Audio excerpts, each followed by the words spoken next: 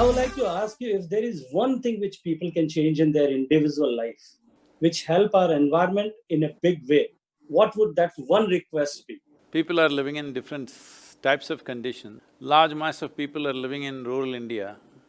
For them, the best thing is minimum 10% of their land, they must make it into trees, that's a must. Without that, they can't save their soil. Without keeping the soil rich, you can't preserve water. As you yourself have done in your presentations, the greatest reservoir on the planet is soil. When we say soil, it is only that 39 inches of topsoil which is very, very important for us. Down below also there is water, but this is the most important.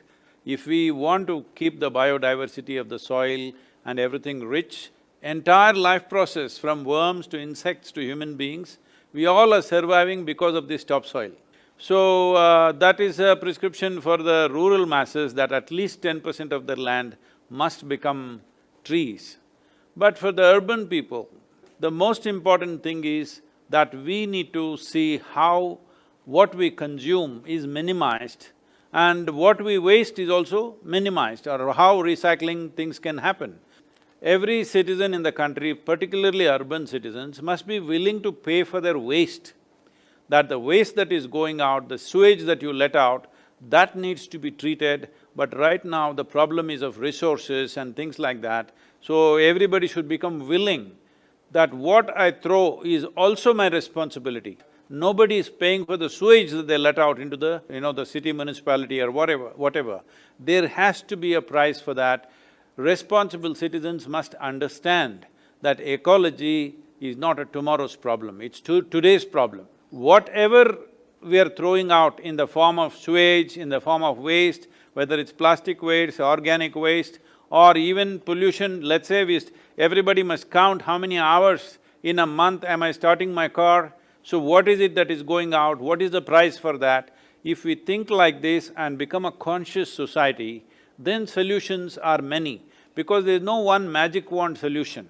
For every little thing, a piece of paper that you throw outside, you rev your car or motorcycle, for everything there is a price, ecological price. How can we go beyond expressions of concern and hope? What concrete actions can be taken, and a common man what he can do for saving the environment? See, the damage to the environment is on many different levels. Well, generally we think the automobile and industrial pollution in terms of air pollution and water pollution. The simple thing is, right now, whatever polluting industries are there, we are asking them to purify their sewage. They only purify it on the inspection day, rest of the days they switch it off. So the most important thing is we must set up sewage treatment industry. Treatment industry must be separate from the polluting industries. Industrial pollution we can easily control because it's easy to pipe it to one place and treat it. Now, as I mentioned earlier, because domestic pollution or sewage is going into the rivers or into the ocean in 1,000 different places. For each house, you can fix a small sewage treatment plant, which doesn't cost too much. Initially there's a cost. If they are not willing to fix, we can ask some private agencies to fix it and charge them for the treatment. Around every city there is a need for vegetable and fruit cultivation. This 50 to 70% treated water from domestic sewage can very easily be used for vegetable cultivation and fruit cultivation around the city. So people must understand this, that this will come back to them in the form of nourishment, this will come back to them in the form of more healthy food. So farmers should be given this water free. This is not very difficult to organize, it's possible to do it, but I feel unless we arrange private agencies to make money out of this. So we must understand filth is wealth if you handle it rightly. You have worked a lot for the rivers in the country, and especially you have taken a call for Cavery. Well, in Karnataka, they have increased the subsidy for the tree, individual tree, from 100 rupees to 125 rupees, another 5 rupees for facilitation of that. So it is working very well. Right now, in Karnataka, they are growing about 15 varieties of timber trees for us. About 70 lakh trees will be planted in this monsoon season in Karnataka. About 40 lakh trees will be planted in Tamil Nadu. In terms of growing Saplings and preparation, there is no problem. Because of the pandemic, we are going on as usual. In the farm activity also, there is no issue. Only thing is which has taken a little bit of a hit is that we wanted to create a huge farmer awareness for the coming years in a big way now.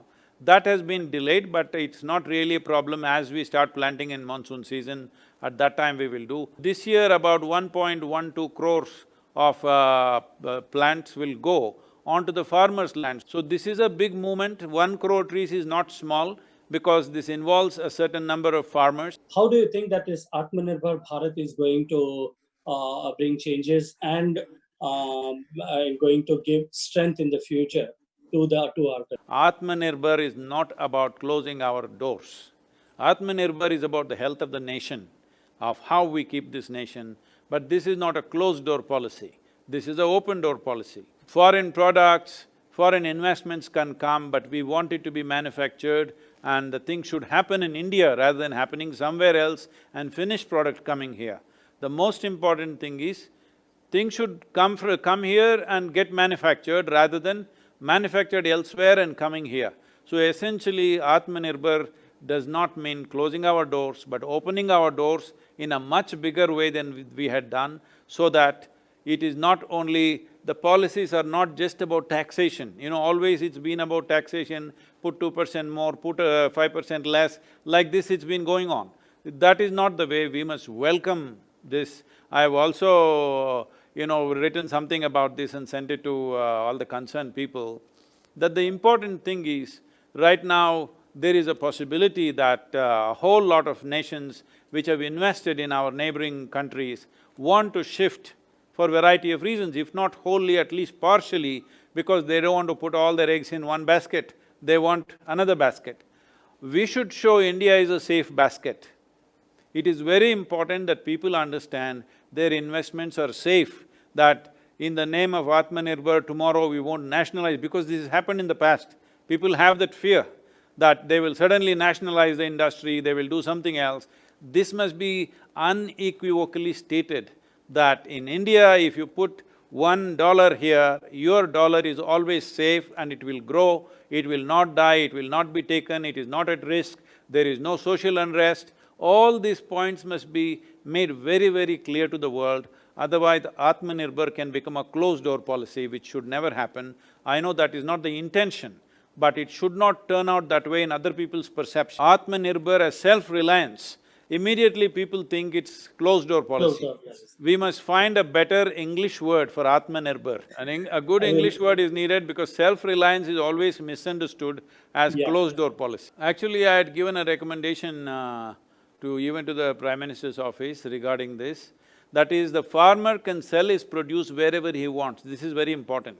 So now they've relaxed it, not 100%, but largely they've relaxed it, because only now investments will come, only now cold storages and other things will come up. One more thing we need to do is, 30% of our diet should come from the trees.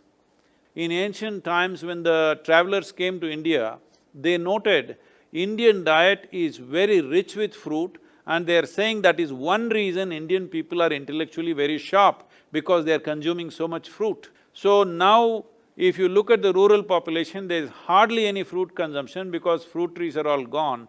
It's time to bring back at least 30% of our diet should come from the trees. One thing is nutrition for ourselves and nutrition for the land. Only if trees are there, there is nourishment for the land. Without organic content continuously falling back into the land, there is no way you can keep the health of the soil. Health of the soil and our health are not different. If you have a weak soil, you have weak human beings. If you have rich soil, you have very strong human beings and life on it. Food crops need not be 3 months, 4 months, food crops can be long-term food crops in the form of trees. If there is rich soil and abundant water, all these farm problems, farm stress, distress that is there, suicides that are happening, all this will disappear if only the soil is very rich and there is abundant water. That is only possible if we bring at least 40% of the land under shade. And that is going to, simultaneously, that is going to lead us to nutritional security from the food security. Yes. Now, until now, we were talking about food security, but now it is time when we have to start talking about and thinking about and planning about nutritional security. And this is the way how we can do it, and that is going to resolve many of our problems. Thank you, Sadhguru, for enlightening us on this. And Sadhguru, the last, I would request you, if you wish to tell anything about this on this auspicious day of the Environment Day, to all of us, to the people listening you, that how we have to behave, how to have to start working, and how a common man can again contribute in all these things. See, the important thing is this, there is air pollution, there's water pollution, there's water shortages.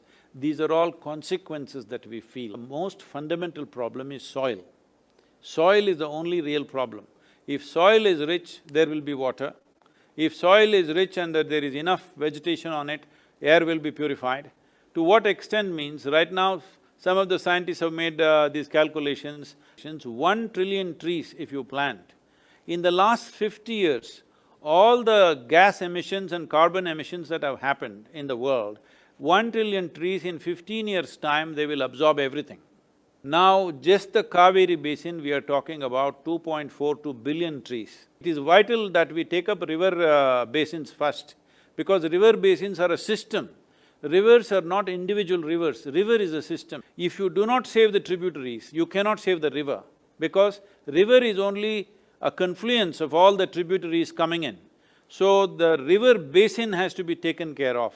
River basin, if you plant at least 30 to 40% trees, then you have revived the river.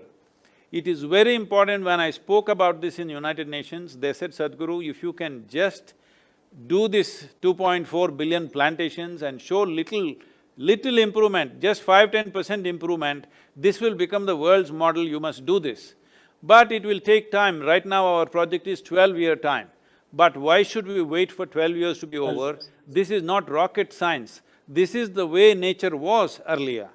If we can simultaneously start in all the rivers in India and show in 12 to 15 years' time all the rivers are flowing at least 15 to 20% higher than what they are today, that will be the greatest thing that we can do. This one thing we must do as a generation of people. Everybody wants to do a little bit of their own thing for personal satisfaction. Everybody pooling their energies to revive a few rivers. River revitalization or river rejuvenation does not mean digging up rivers and showing some water there. This is a total destruction of the river bed. The important thing is we have to bolster the river basin with substantial vegetation and maybe some minor structures here and there where it's necessary, but largely with vegetation you can put the river back, because Indian rivers only 4% are glacial water, rest of it is all rainwater. The rainwater that comes in 50 to 75 days, we must hold it for 365 days. That is all we have to do. If you have to hold this, you must make the soil rich. If you have to make the soil rich, there must be enough vegetation and animals on the land. If we do this, you don't have to worry about the air gets cleared by itself. See, the temperate climate, the rivers are different. The models that we have adopted largely, we built dams like the European dams and the American dams, but today over 900 dams in America have been decommissioned because they find it most destructive. But we have not done anything like that here, we are still thinking of building more dams. So the way to hold the water, as you in your very first statement you said, the greatest reservoir in the world is soil. This soil, if it has to be a reservoir, it's important it is organically rich, otherwise it will become like sand. Organically rich means there must be tree litter and there must be animal waste. Both must be going into the soil continuously, otherwise desertification of the land will happen.